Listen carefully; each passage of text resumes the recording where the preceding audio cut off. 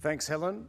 My name is Matthew Warren. I'm a principal at Boardroom Energy. We provide advice to businesses and government on the energy transition and energy policy.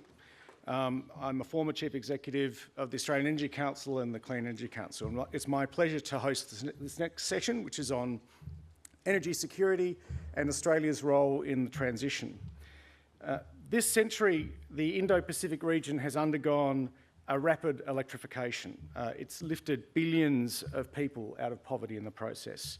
It's a remarkable economic transformation that has completely reshaped the region and made it sort of the new epicenter of the global economy. It's been underpinned by access to affordable fossil fuels, which has come at a significant environmental cost. So the challenge for this region in the 21st century is to maintain energy security for this 6 billion people while decarbonising its energy systems. And can I say how much I really admire that problem? In this world, there is no economic security without energy security. It's my great pleasure now to introduce Dr. Daniel Yergin, who is one of those people who really does need no introduction. He's one of the world's leading authorities on energy, geopolitics, and the global economy. He's a best-selling author and a Pulitzer Prize winner for his seminal book in the 90s, The Prize, and currently Vice Chairman of S&P Global and a founder of CERAWeek.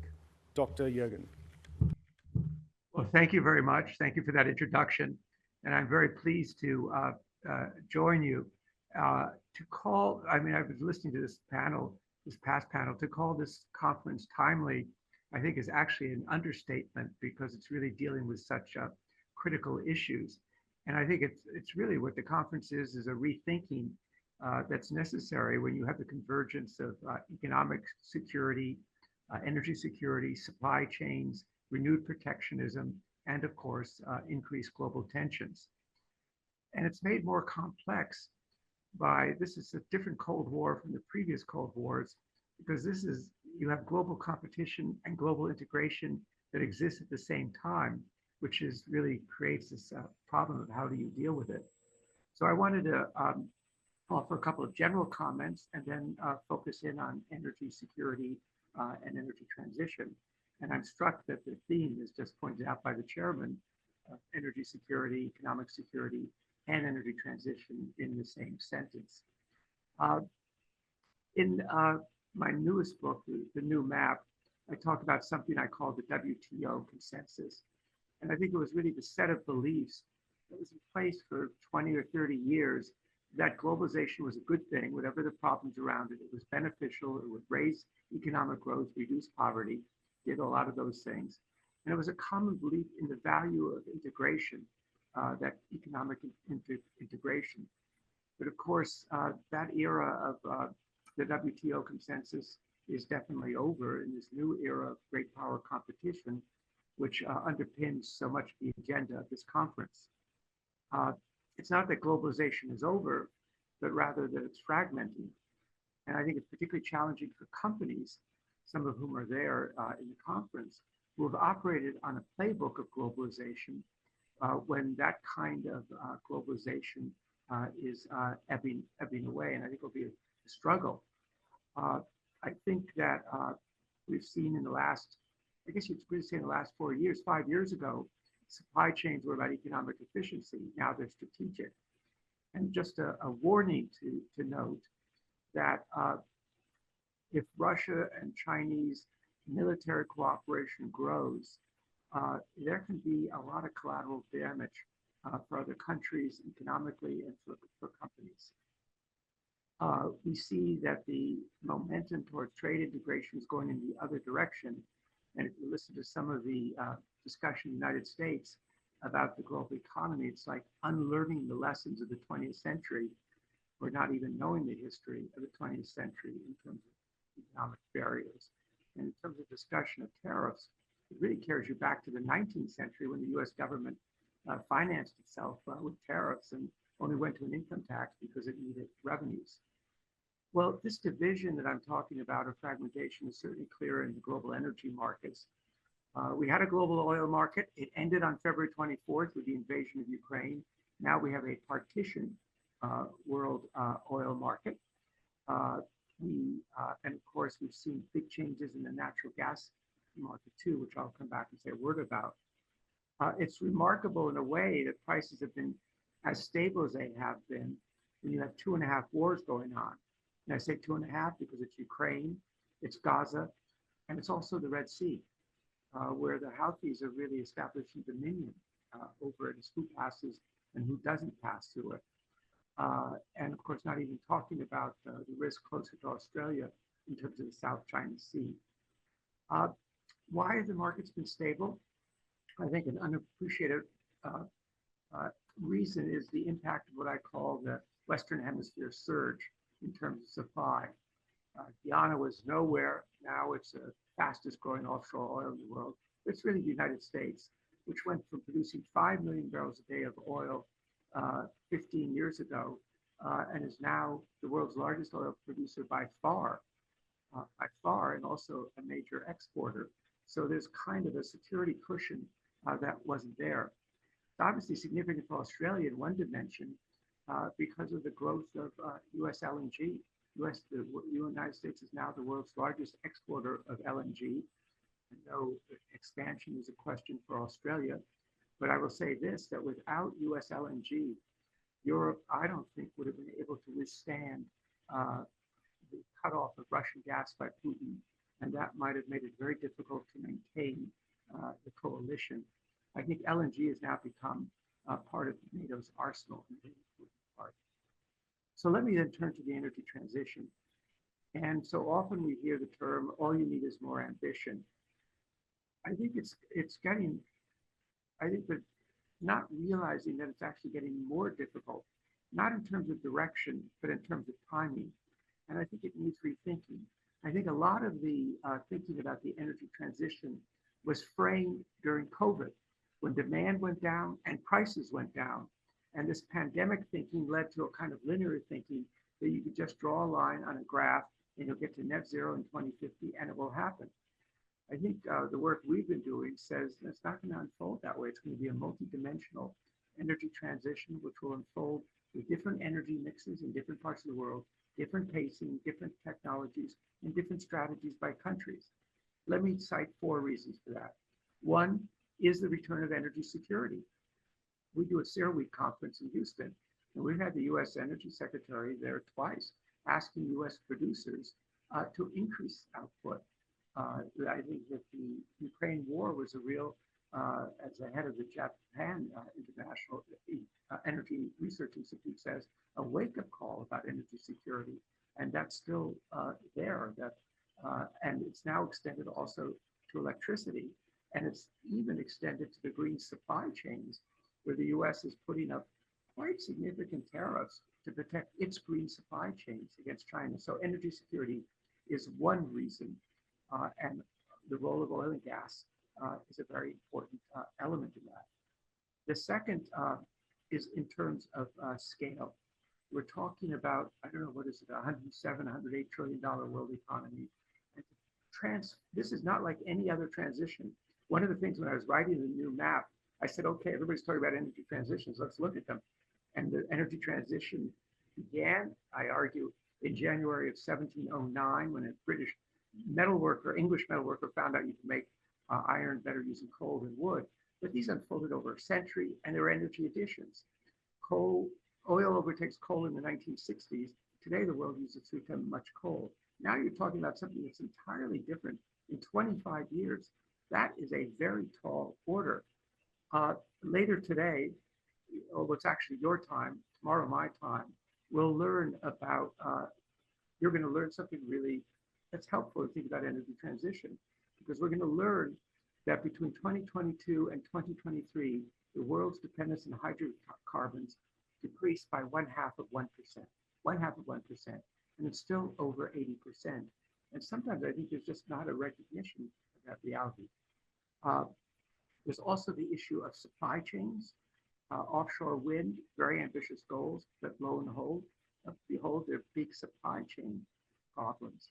If you want to do at least an offshore wind project, I don't know about Australia, but off the coast of the United States, and you order your cabling today, you can order today and you'll get it either in 2028 or 2030.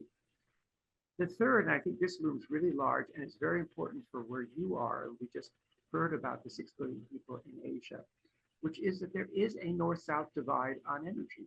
We did an Energy Asia conference in Kuala Lumpur last year, and very different perspectives about developing countries who are also concerned about economic growth, who are also concerned about reducing poverty and health, and just have different priorities in countries that may have per capita incomes that are 20 times greater and see a different role for hydrocarbons. India, big ambitious goals about renewables, but by the way, also a $67 billion program to expand its natural gas system.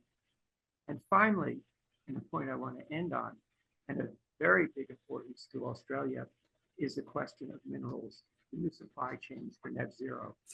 We did a study on copper, spent 8 months on it, and said, okay, take the 2050 goals for the Biden administration or Europe. What do you need in terms of technology? And what does that mean for copper, which is the metal of electrification? You have to double copper supply by 2035. Our research says that we have a database of 265 mines since 2000, that it takes 20 years to bring on a tier 1 mine. It is longer than that in the United States. And so how are you going to do that? Well, there'll be recycling, there'll be new technologies, but 2035 is a decade away. So that question of minerals, which we'll get more into, I know in this panel, is very important. And one last factor that really stands out, and again, very significant for Australia, is the degree to which China dominates the supply chain processing. And this is going to become, I think, a bigger issue. There's not a lot of flexibility there. I testified to the Senate, U.S. Senate Energy Committee about critical minerals, and it's all about, well, how do we change things around? Well, you don't build a copper smelter overnight, and maybe you can't even get a copper smelter approved, get it permitted. So this issue of the processing, I think if tensions continue to increase, we've seen it, and we've been talking about all the other areas where it is, and if some hints of this, it could become a more important issue.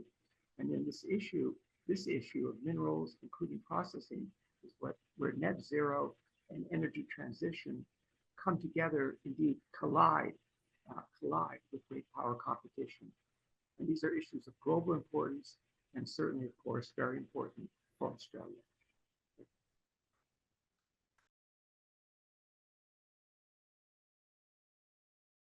Thank you, Dan. That was fantastic. Now, Dan Yergin is going to stay on the line and sort of join us virtually in the panel session that follows the next presentation. And that's my pleasure to introduce Paul Everingham. Paul is the inaugural CEO of the Asia Natural Gas and Energy Association. He joined in 2022 after serving as the CEO of the Chamber of Mines and Energy in Western Australia, and really that organisation sits at the centre of the energy policy debate in Asia. Paul.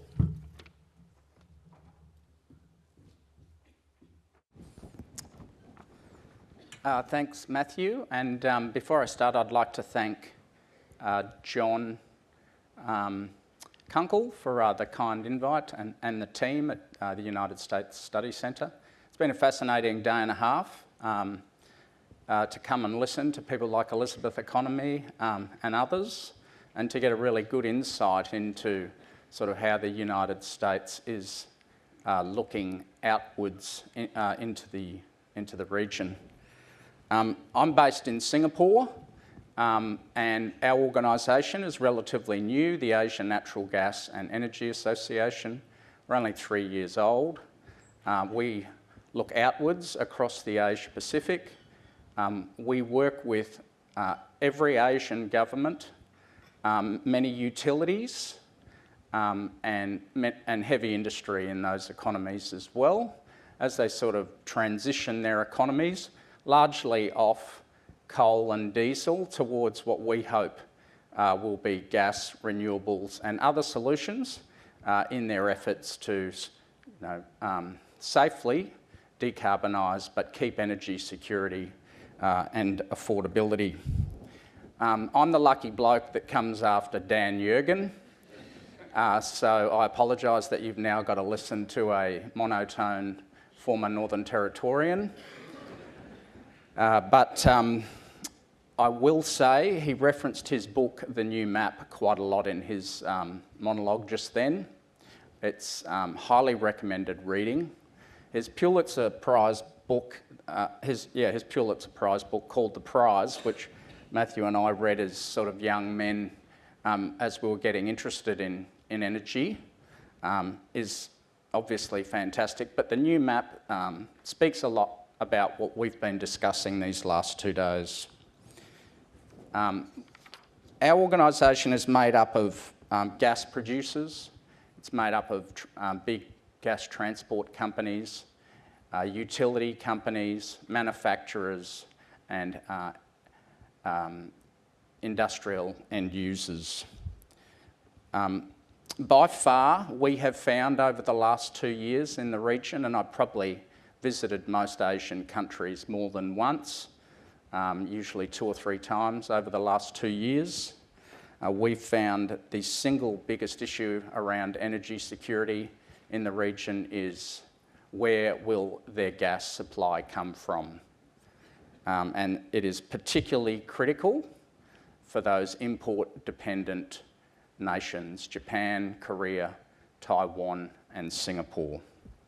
But not just them, and I know a lot of the talk has been about them in terms of energy security, but emerging nations like Vietnam, more than 100 million people, have started importing LNG. The Philippines, another country, more than 100 million people. Malampaya, their biggest gas field, is in decline. They're starting to import LNG. And so the big question arises at our board level discussions, where's this LNG or gas going to come from? Will it be sort of the traditional gas powers of Australia and the United States and possibly some from Qatar?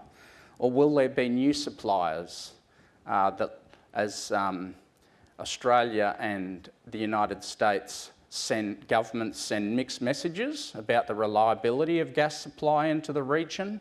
In January this year, the Biden administration announced a pause on US LNG export permitting. And in Australia, the last 2 years, we've seen interventionist measures like caps on exports. The IEA and a few other multilateral institutions around the world predict flatlining and then declining gas demand. This is in contrast with our lived experience. Gas imports increased 10% or more just last year in China, India, Indonesia, Singapore, Thailand, and Bangladesh. On top of that, 8 new LNG import terminals will become operational in Asia just this year. That's just not declining gas demand. You do not build an LNG import terminal with anything less than a 20-year import horizon. We think organisations like the Institute of Energy Economics in Japan and the ASEAN Centre for Economic Research are much more objective and realistic about energy demand, growing populations, high economic growth, particularly in South and Southeast Asia, and they've therefore put more of a realistic bent on energy and gas demand. People forget that in the region that we work in, countries are still largely reliant on coal and diesel for their power generation. We think that gas, paired with increasing investment in renewables, is one of the most credible solutions for emerging Asia. It's not the only solution. As Daniel and Matthew have said, and other people speaking over the last 2 days, everything should be on the table. We totally accept that nuclear is part of the solution in the region. Japan has a huge nuclear portfolio. We think electrification is definitely a part of the solution. But I was a young government official 25 years ago in Canberra, when ASEAN was talking about electrification of their grid, and they're still talking about electrification of the ASEAN grid. So if we need to move quickly, electrification across 20-odd ASEAN archipelagos is not a really easy fix. The opportunity remains very clearly for Australia and the United States to play the role of significant suppliers of gas for the foreseeable future into the Asian region. I like to say Australia and the US can be the guarantors of energy security in the region. There are politicians in the US that I regularly liaise with that says not only could they be, but that Australia and the US must be the guarantors of energy security in the Asia-Pacific. By remaining the highly trusted LNG trading partners that they've been for some time, Australia and the US will help Asia meet a range of energy needs, not just for Japan and Korea and Taiwan and Singapore. Meeting with India's Prime Minister Modi earlier this year, he referenced India increasing their LNG imports over the next 10 years by a factor of 5. I've already spoken about emerging nations like the Philippines and Vietnam, who are now building out larger and greater capacity LNG import infrastructure. It was pleasing in Australia recently to see the launch of the Future Gas Strategy, the acknowledgement by the federal government of the need for more investment into LNG and towards remaining reliable supply partners with North Asia. But Asian stakeholders and some of our Japanese and Korean members remain sceptical. Long term, their big worry is that Australia attempts to address its domestic issues at the expense of LNG export volumes. It should never really come down to this binary position. Australia has more than enough undeveloped gas resources and existing fields that can be expanded to meet their own needs and the needs of growing Asian nations. In the US, if you combine the Permian, Eagle Ford and Marcellus basins, you have more than 100 years' supply for the Asia-Pacific of gas.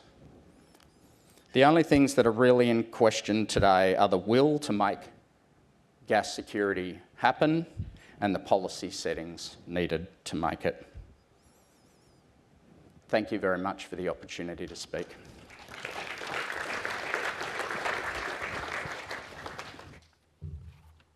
Thanks, Paul. Now, if I could ask the panellists to join us on stage. We're joined by Tanya Constable, who's the current Chief Executive of the Minerals Council of Australia, and Meg McDonald, who's a non-resident fellow of the United States Study Centre and a former senior Australian diplomat and the Australian Ambassador for the Environment.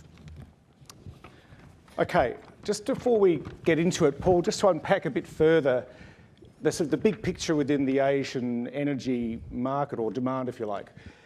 To what extent is it like a two-speed system? You've got a group of developing economies who really have just electrified and are still at the sort of first stage of energy development, and then you have a suite of developed economies, Australia, Japan, Korea, United States, who are much more progressed and have the expectation that they are going to be aggressively decarbonising with the challenges that faces. Is that right? And how does that reflect what the demands for different energy sources are?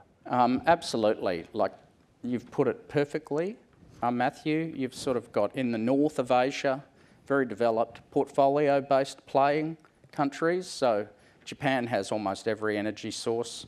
Korea has multiple. China has multiple. Taiwan probably could do with a couple more, but they have multiple. Singapore's almost exclusively reliant on gas. 97% of their grid is gas. And they're all very modern. Some would say more modern than the US and Australian electricity systems. But then as soon as you sort of get to maritime East Asia, or really even the subcontinent, where I've spent some time you're looking at last generation, big coal-fired power generation, aspects of gas in places like Thailand, because they had the Gulf of Thailand field, but that's in decline. They're starting to use more coal. Malampaya's in decline, so Vietnam's using more coal. Indonesia, 70% coal user. India, nearly 70%. Vietnam, 50 or 60%. Philippines, the same. So, yes, you've got that juxtaposition. And I think really big gains can be made from India down to Indonesia by the simple switching of sort of coal electrons for gas molecules. It will also enable a greater build-out of renewables in the region. Nuclear, it sounds sexy, and I know it was launched in a big way here yesterday, and Tanya wrote about it yesterday in her column. But there are real geological and geographic reasons you can't do nuclear in big parts of archipelago and maritime East Asia. But on that, I mean, it's also renewables that have geographic challenges. So absolutely. I mean, sitting in Australia, it's sort of, we've got the best of all these worlds. Yep. But it's not. I mean, Japan has it just physically doesn't have the room. Yeah. Taiwan, not just Japan. All of the if you exclude China, Japan, Korea, Singapore don't have the landmass. India does, so I think solar will play a big role in the renewable future for India. But then as you get into Southeast Asia, look, Vietnam's got a big wind resource and they're utilising it as best as possible, but they're already curtailing wind molecules in Vietnam. They need baseload power. Yep. Their PDP 8 or their Power Development Plan 8 out of Hanoi advocates for massive gas investment and for gas imports. They have fields offshore in Vietnam, but they encroach upon the 9-dash line. And so if they want to develop them, China has said you'll develop them under Chinese domestic policies. Same as Malampaya's in the Philippines.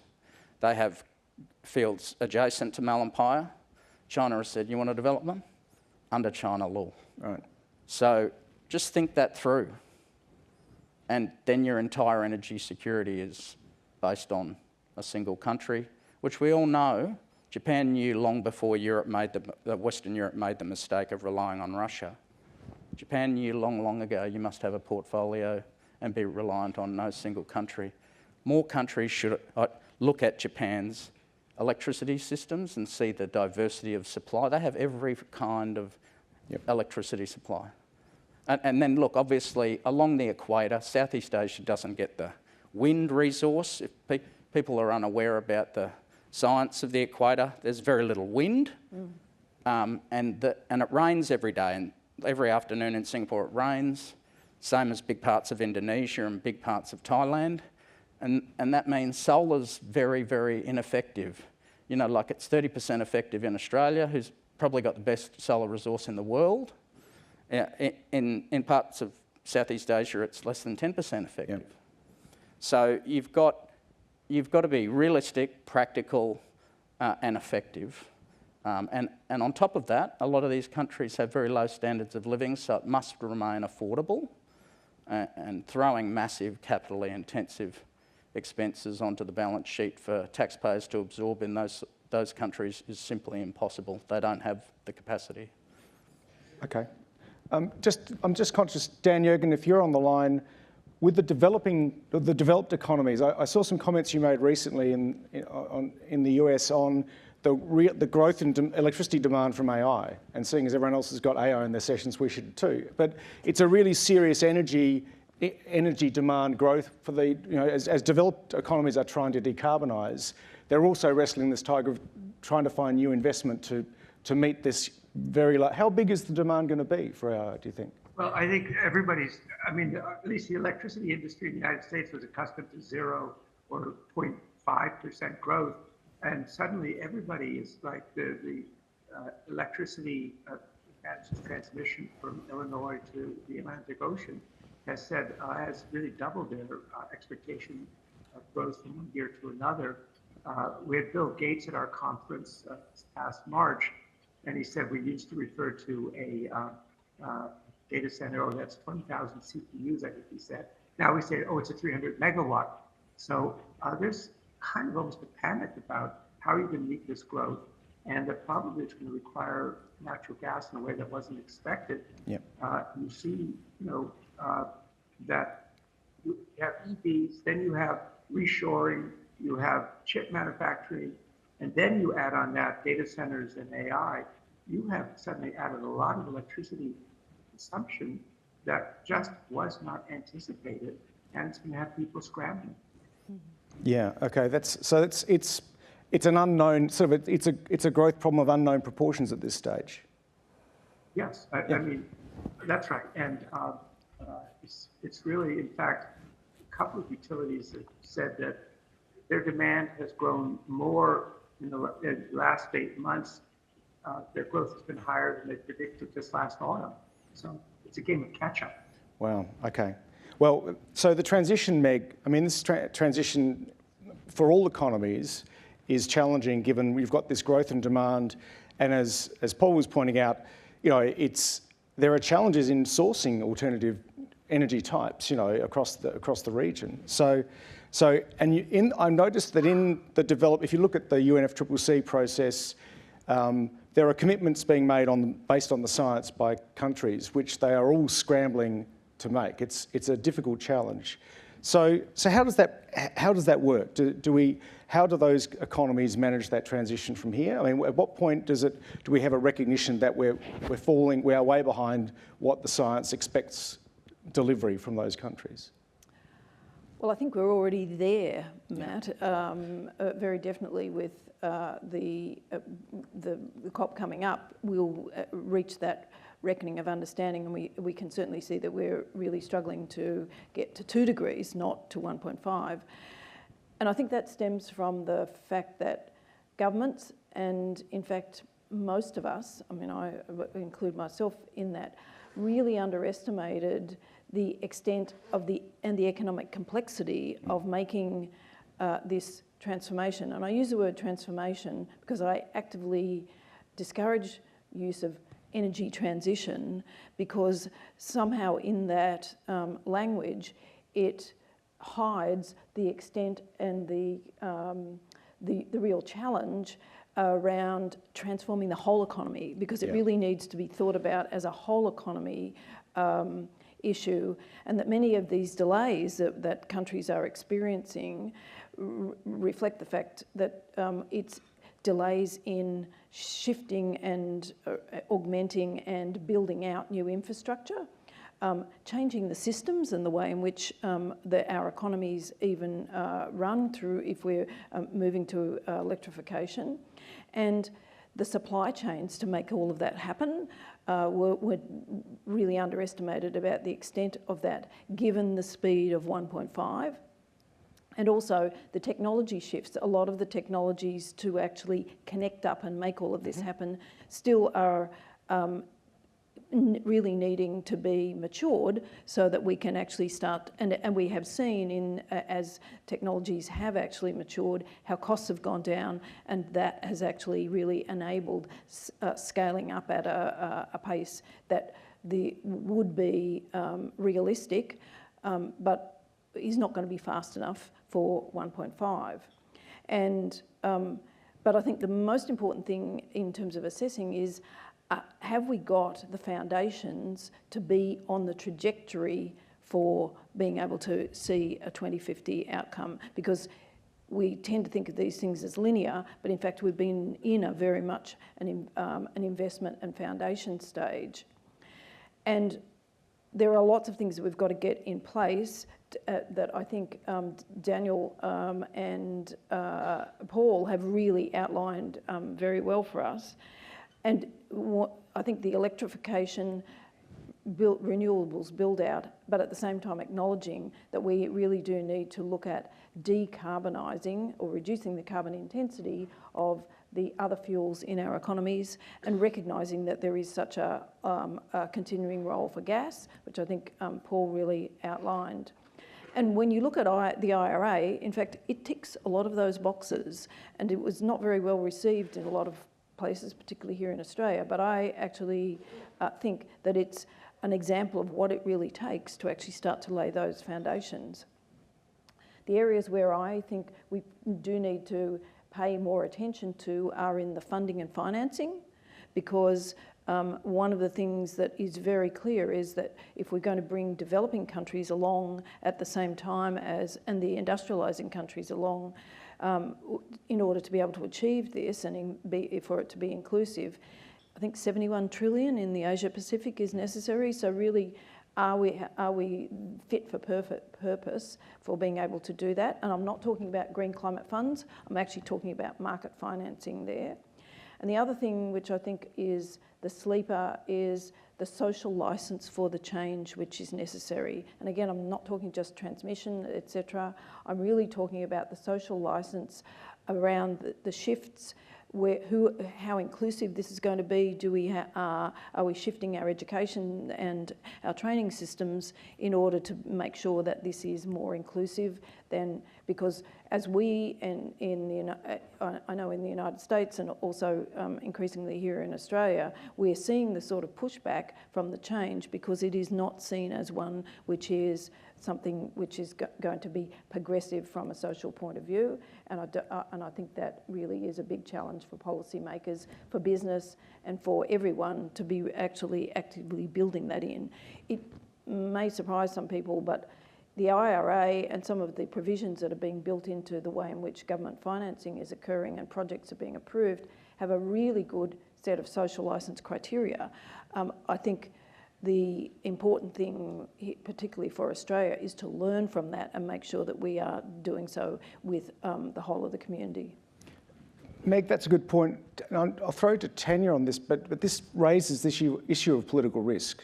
I mean, and I would observe in the domestic politics here in Australia, and I'm not sure how it's going in other economies, but the selling point on climate change is that it will be cheaper, and there's high sensitivity to. If you were to tap most ordinary middle class people, that say, we want you to fix climate change, just don't change anything, just tell us when you're finished. And as Meg flagged, there's a lot of cost and a lot of potential change and disruption. And then you've got this within the political narrative, you've got a sort of isolationist or an inward-looking political debate, which is all about sort of very domestic framed issues, while Australia is a critical supplier of energy to the region. And some of the political voices are saying, well, we just stop exporting coal, we just stop exporting gas, that's the answer. So how do you see that politics playing out? Because to me, that's a big risk for all economies in the region.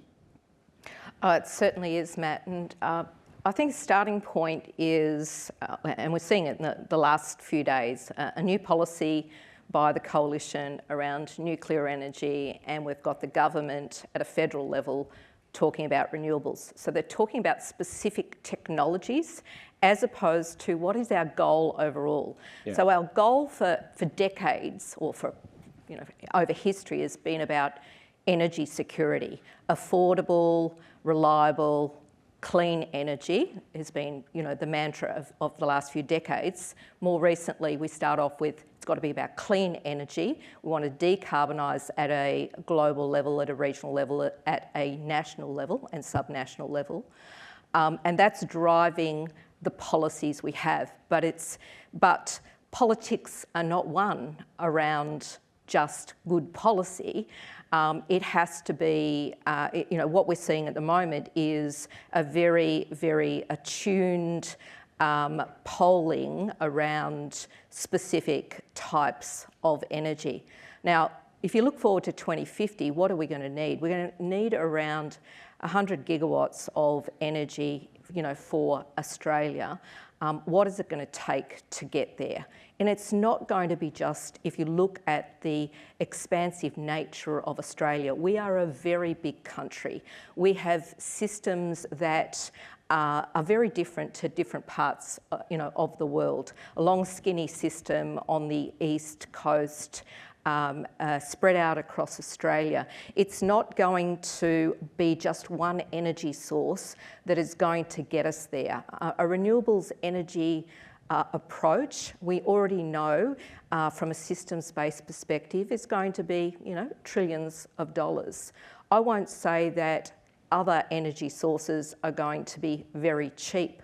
But what we do understand, if you look at a systems-based from a systems-based perspective, you will get a better outcome if you're more diverse in your approach and you're spreading the risk.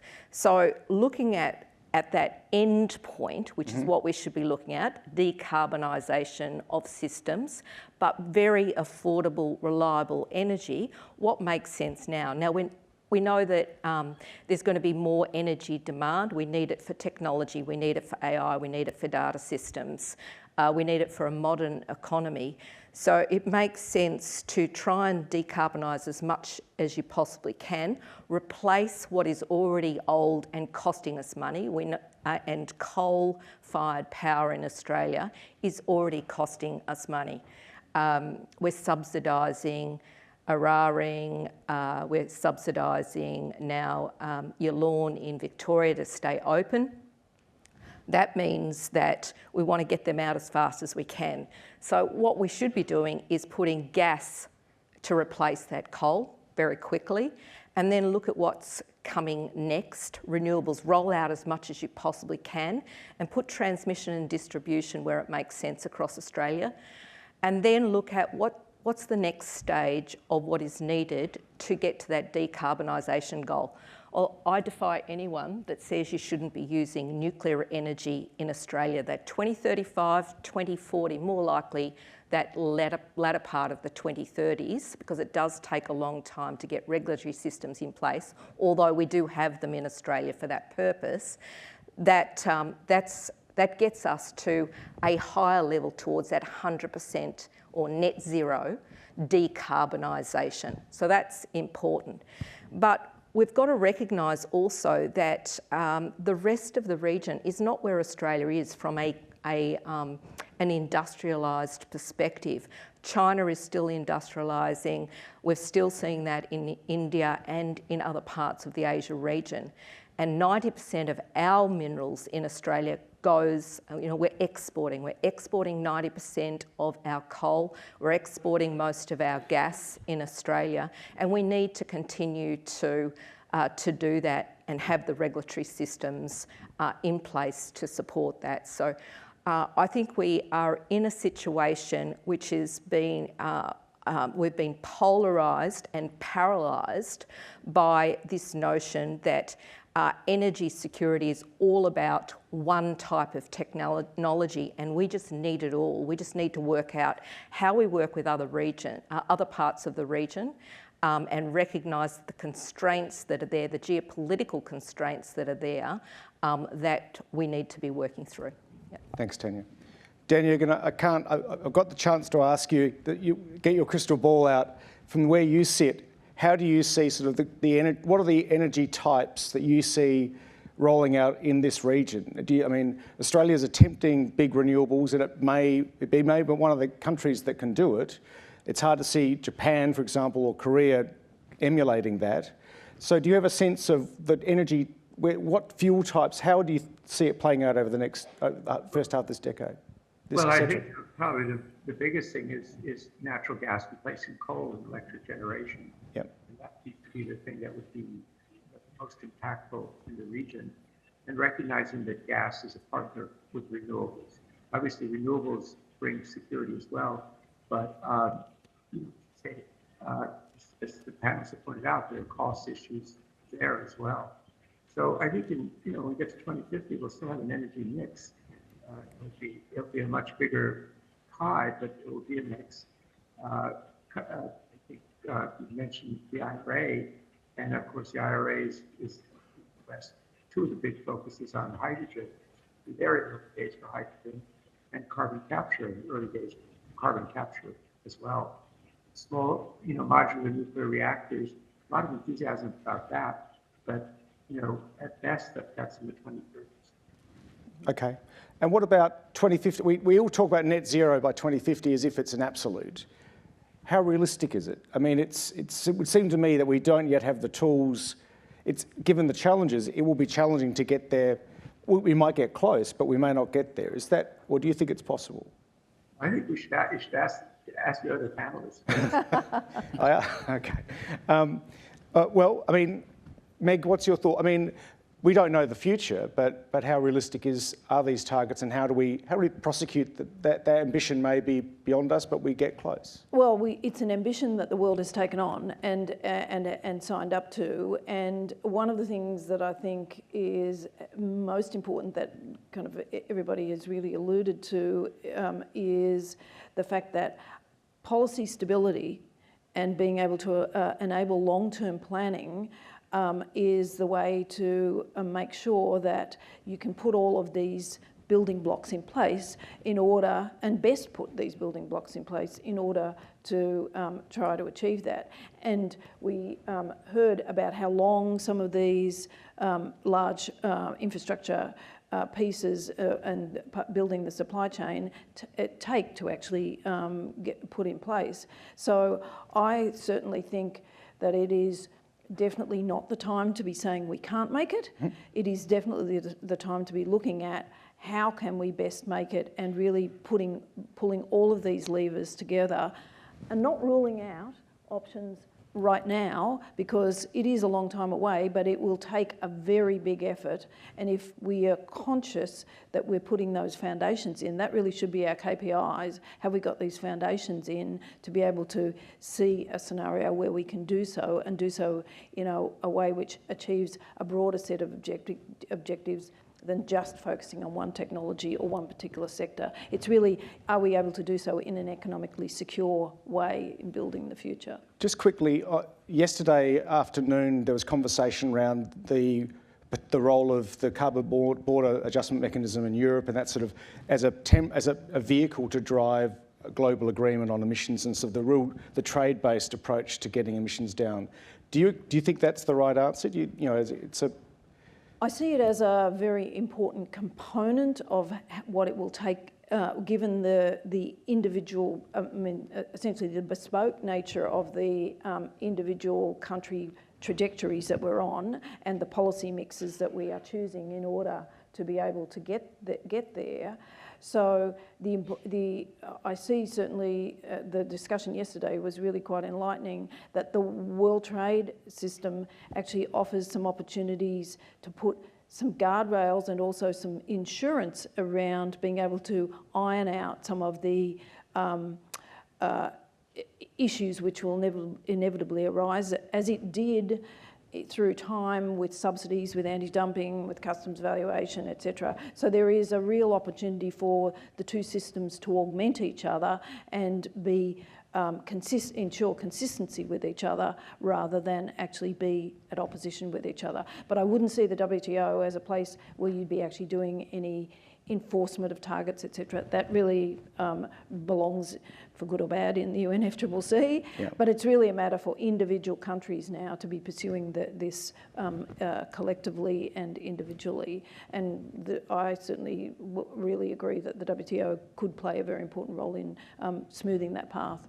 Thanks, Meg. We're running out of time, but I'm just keen to tick off and deal with supply chains, because it's a huge issue, Tanya, for the region generally. But the traffic we're getting on, the complexity of energy supply chains, the build times for transmission, for building new roads to get large wind blades into regional Australia, the cost and complexity of all these supply chains. Then you've got the rare earths challenge.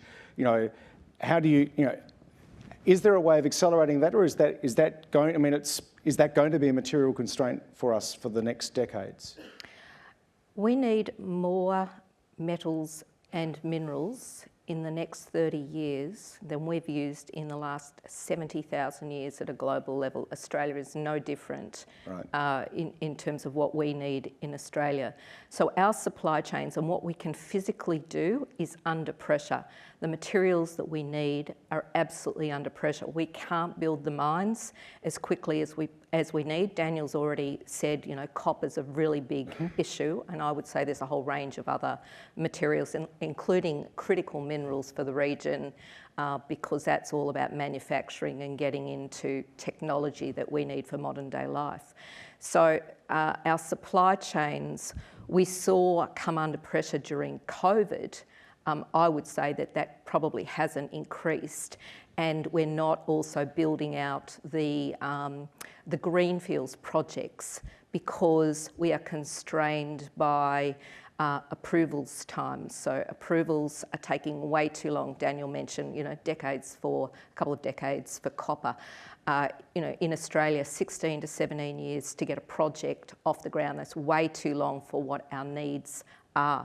We've got industrial relations pressures, skills pressures, taxation. No one wants to invest in Australia because we have all of those different elements that are incrementally difficult for us here. So they've all got to be addressed.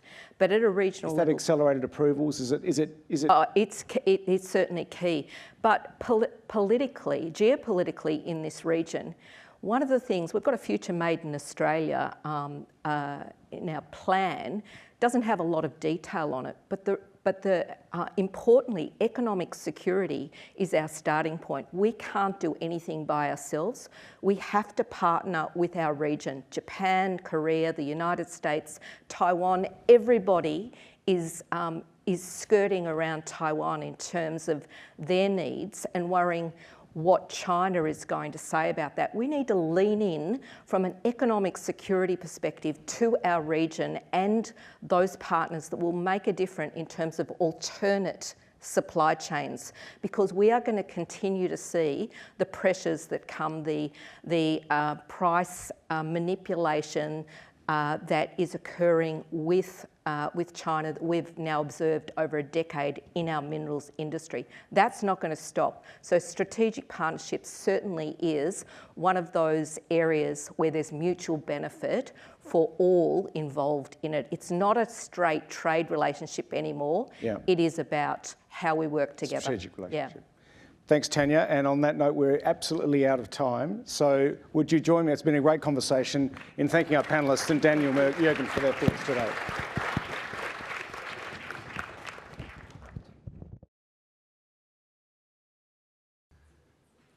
Thanks, everyone. Jared Monshine, Director of Research at the U.S. Study Center, and some of you had to suffer through me yesterday. You have to suffer through me 2 more times, just now and one more after this. I'm so sorry. But we are going to do a second poll. You have to wait to see the results from yesterday's poll, but we want to see if we've changed hearts and minds in the room.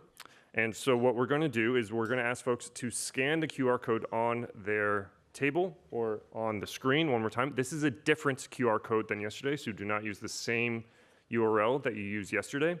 And we'll go ahead and get started. I believe questions are open now, and you can put in your input.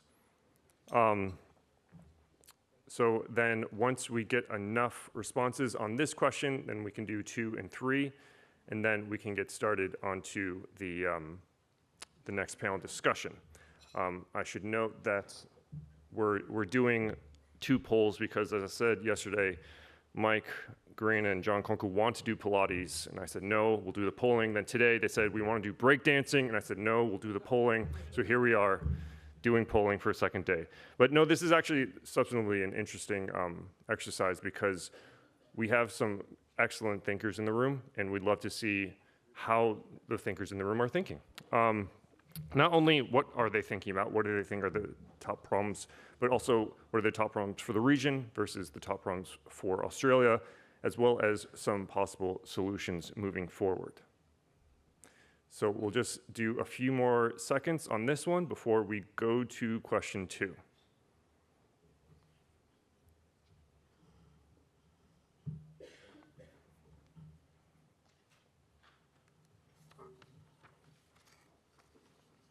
And if there are any less literate, technology literate folks, I have some staffers in the room. If you just raise your hand, you will maybe embarrass yourself that you need some help, but they're happy to help. There's no shame.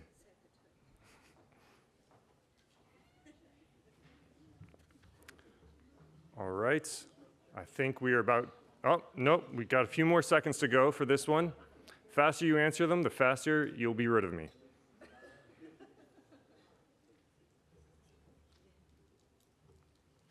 All right, now we have question 1 complete. We will move on to question 2. You do not need to rescan. You do not need to do anything besides just look at the same URL. And I'll remind folks, you don't have to choose one. We actually want you to rank the issues you see looking at you, right? So and then press submit. So you have, this question is, rank the following threats to Australia's economic security within the next 5 years. Number 1 being state conflict, 2, hackers taking down infrastructure, 3, non-traditional threats, 4, economic slowdown, and lastly, paralysis and dysfunction. And if you stick with us until through the end of the next panel, what we are going to do is we're going to compare where we were yesterday and the answers that we get right now. And again, you have to rank them and then press submit. We were tempted to make this more like the Iowa caucuses, where you'd have to jump from one side of the room to the other. But again, just like breakdancing, I had to nix that one, and so we're sitting down.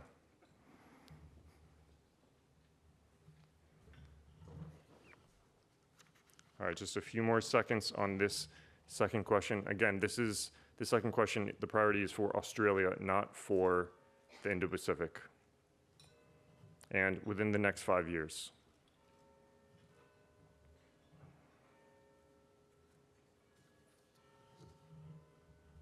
All right, question 2 is complete. Thank you for doing that one a bit faster. Now we'll move on to question 3. Now this one is my favorite personally, because this is ranking priorities for cooperation by like-minded countries in the Indo-Pacific in the face of geopolitical tensions and economic security challenges. That's a mouthful. I would never give that in a public poll, but you are not the public. You are a very different group, an elite group, and so this is the sort of question you only give to an elite group. If folks are wondering, we do polling at the study center, and one sort of rule I have for questions, and pollsters in general have for how to do questions of the public, is you make it so that a 5th grader can understand it. This is far beyond a 5th grader's comprehension, and I hope the answers also befit a group far beyond 5th graders. And then once we are done with this question, then we will move on to the next panel. Just a few more seconds.